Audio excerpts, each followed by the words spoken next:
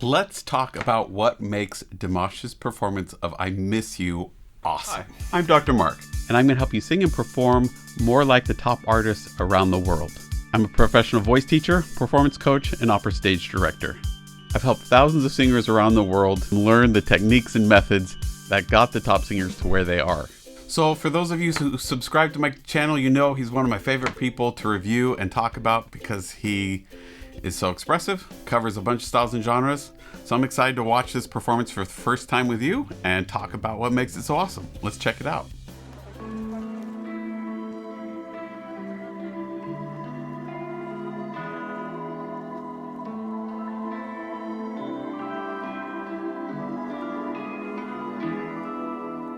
На закатном берегу место нашей встречи, а над берегом кружит стая птиц.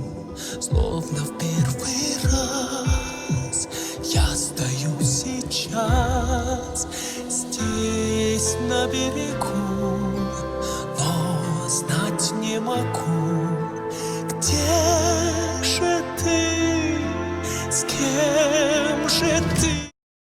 Okay, there's a ton to talk about like there usually is. Let's hold it to a few things here. Number one is his position he takes right here at the start. What does it communicate? It communicates that he's trying to get close to the audience first and foremost, right? This is not something new. He does this a lot in different situations. He's probably one of the performers that seems to use the ground, the edge of the stage, stairs, any way he can to get as close to his audience as he can. I'm not sure I've seen quite as many take as many opportunities to do that. Second thing to notice in this position is he didn't choose the end of the stage right forward. He's not facing straight on. In fact, it looks like in orientation to the majority of the audience, he's actually faced sideways. Well, if you look at most performers when they're starting to sing and get up on stage and perform, most of them seem to keep gravitating towards straight onto the audience and straight ahead, right?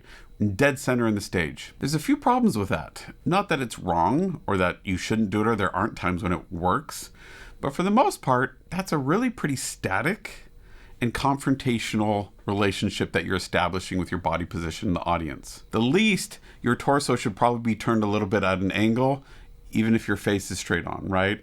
It creates a more conversational, relaxed kind of body position engagement with the audience. Just think if you were having a conversation with someone else and you face straight onto them, right?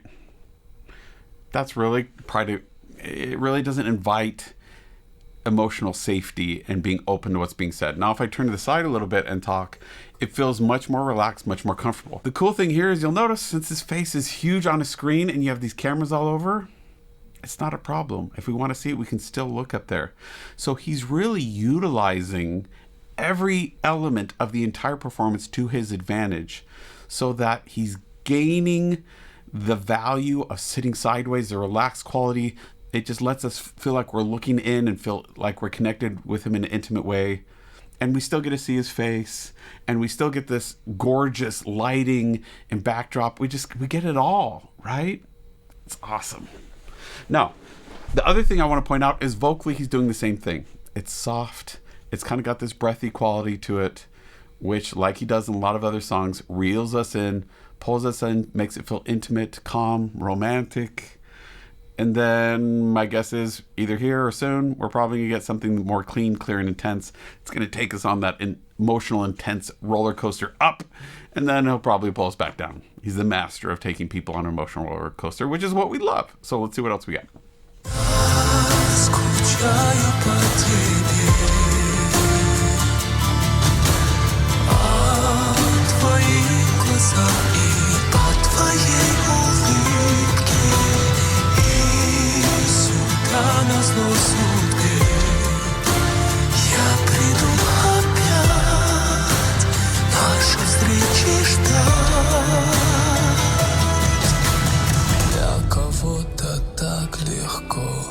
Для меня так сложно жизнь свою начать с чистого листа. Okay, so we're back to a quieter section, but he's giving us variety because now it's not quite as breathy. It's got a little more clarity, still the warmth and the openness that we need to make it sound so rich and full, but he's pulled the placement back and made it so it's just a little warmer, a little softer than the chorus, but a little cleaner, a little louder than the very first verse. So again, a roller coaster where we're never quite at the same level at any point. Love it. Other thing that as I'm watching that I'm singing and I always react to when he's on stage is Igor Krutoy, right? I'm probably saying his name wrong. You can correct me in the comments down below of how I should be saying it right. From the very first time I watched him, he's kind of enigmatic, where he's reserved, but clearly really actively listening and responding and taking everything in. At this point, having watched him a bunch of different times, really the question that I wish I could find the answer to is what is really going through his mind in a moment like this? What is he really thinking about? Because it seems like he could be thinking about everything, like a bazillion things at once is what he's communicating. Or conversely, he could just seem like he is so emotionally engaged that he's in creating all this music internally and he's just living it inside his body and letting it show a little bit externally, but mostly putting all that energy into the music. I don't know. I just would love to know what was really going through his mind. For all we know, he's thinking of his favorite dinner afterwards. We don't know, but I would love to, because really, clearly the songs he's written, the music he makes is just gorgeous. He's an accomplished older gentleman with a lot of life experience behind him, a lot of performance experience behind him. So it'd just be fascinating to see what that mature experience mind is thinking. If only, right? So. Я так не могу сесть на берегу, веря и любя, я дождусь тебя. Где же ты? С кем же ты? Я скучаю по тебе.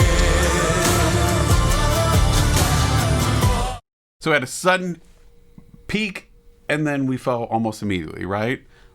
Love it. Again, what makes it so thrilling and exciting is that even though we know he's going to start somewhere soft and it's going to peak somewhere and then it's going to probably come down kind of towards the end, you could say that with just about any song or any story. What makes it so exciting are the variations, the unpredictable moments. And for the unpredictable moments to work, the majority of it has to be predictable and expected, right? And he finds such an exquisite, amazing balance of those two things. It's so cool. Now, I also want to point out the background question for you, the audience. Is it distracting or is it adding to the overall ambiance and what he's trying to communicate? Clearly, it's gorgeous. It's super cool. It adds a lot of visual variety and interest. True. But does it add to what he's trying to communicate? Comment down below. I'd love to hear what you have to say. And if you think it communicates something or not. I actually do read a lot of the comments, even though I've, as time gone on, I've responded to fewer and fewer.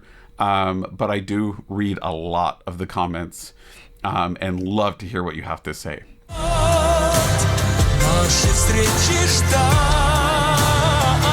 Doctor, do smile.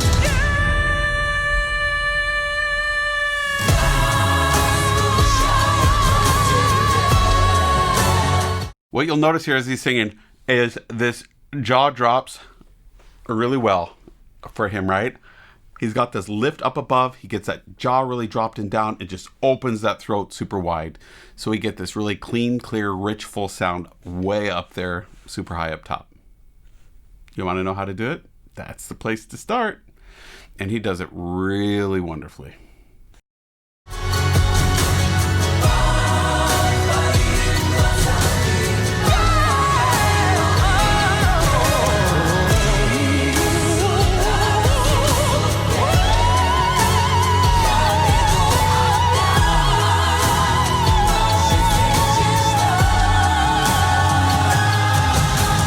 Okay, high operatic sound, more height and tallness in it.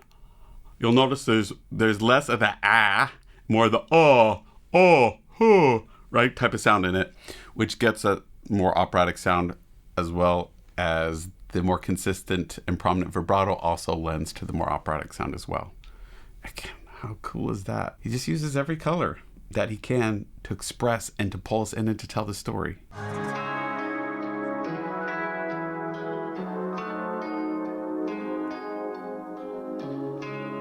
На закатном берегу место нашей встречи. Music got still, stopped, almost is doing nothing. So what does he do? Same thing with his body, right? Thank you. So lovely when the physicality matches what's going on in the music in a way that is that nuanced and direct and easy for us to put it all together. You'll notice, does he disengage? No. Music pulling way down doesn't mean disengage. His face is still engaged, but it pulls it all that energy into himself, and my guess is it's probably going to come out here again in the second. And this silence quiet part is building tension to something bigger. Again, I haven't watched this yet, so we'll see. Cool as we're watching here, screen's going up, which is also building tension, wondering what it's going to reveal. It's also drawing more attention down to him in the center, because we feel like there's this thing going up and he's still there, and so it again just builds tremendous tension here. So what's going to happen? На закатном берегу я скучаю по тебе.